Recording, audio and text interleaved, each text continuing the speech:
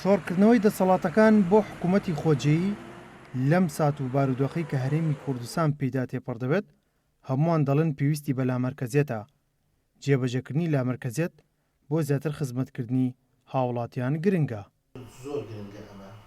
مامۆستایەکی زانکۆ لەبارەی گرنگی سیستەمی لامەرکەزیەت بەڕوونی ئەوەی خستە ڕوو کە ئامانجی جێبەجێکردنی لامەرکەزیەت بۆ خزمەتی هاوڵاتیانە لەسەر ئاستی پارێزگەکان بهێنرێتە دی و ڕۆژەی خزمەتگوزاری زیاتر لە ڕێگەی ئیداری پارێزگەکانەوە جێبەجێ دەکرێت.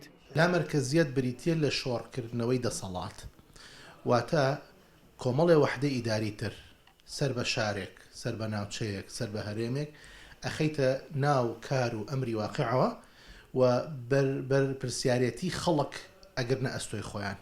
ئەمە باشترین خاڵی ئیجابی تایە ئەوەیە کە تایبەتمەندێتی ئەو ناوچەیە ئەو شارە ئەپارێزرێتیایە. بۆ نمونە شارێکی وەکو سلێمانی لە ڕووی سارد و گەرمیەوە جیاوازە لە شارێکی جنوب زانی ئەمە وا ئەکا ئەو پێداویستیانی کە سلێمانی ئێوێ جیاوازە لەو پێداویستیانی کە شارێکی ترێوێ ئەبێتە هۆی بەهێزبوونی یەکە کارگێڕیەکان لە ڕووی کارگەڕی و داراییەوە ئەوەندە و بگرە زیاتریش دەبێتە هۆی بەهێزبوونی مرکز، چونکە هەر ناوەندێک خۆی بە پەیڕەوکردنی لامەرکەزیەت خۆی لە هەندێک بارگرانی و کارگێڕی و دارایی دەربازەکە و ئەیسپێرێت بە یەکە کارگێڕەکان لە شێوازی شۆڕکردنەوەی دەسەڵات بۆ یەکە کارگێڕەکان و بەڕێوەبردننی ئەو ناوچانە ناوچەکانیش چەندە بەهێز بن لە ڕووی کارگێڕی و داراییەوە ئەوەندە ناوەند پێی بەهێز دەبێت. ڕۆژنامەنووسێک ئەو دەخاتە ڕوو ئەنجامدانی پرۆژەی لامەرکەزیەت بۆ بەدیێنانی کار ئاسانی و کاروباری ئیداری باشتر و ئاسانتر بەڕێوە دەچێت بۆ خزمەتی هاوڵاتیان ئەویش لە بەرژەوەندی گشتی دەبێت.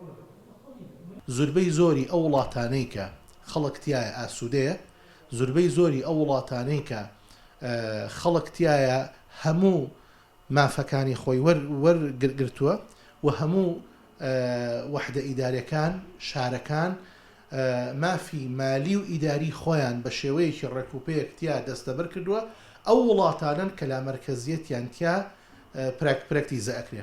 بۆیە لایەنی ئیجابی زۆرە، وەکو وتم گرنگترینیان پاراستنی تایبەتمەندێتی هەر ناوچەیەک، هەر هەرێمێک، هەر شارێک، هەر وەحدەیەکی ئیداریە. لامەرکەزیەت کار ئاسانی لە زۆر بواری ژیان بۆ هاوڵاتیانە ڕەخسێنێ و کێبڕکێیەکی شەریفانە لە نێوان ناوچەکانە هێنێتە ئاراوە بۆ پێشکەشکردنی خزمەتگوزاری زیاتر بە هاوڵاتیان و هەر ناوچەیەک لەسەر ئەساسی کارگێڕی و دارایی خۆی هەوڵەیە زیاتر خزمەتی هاوڵاتیانی بکە. ئەمەش خۆی لە خۆیدا کێبڕکێیەکی ڕەوا هێنێتە ئاراوە لە نێوان ناوچەکانە.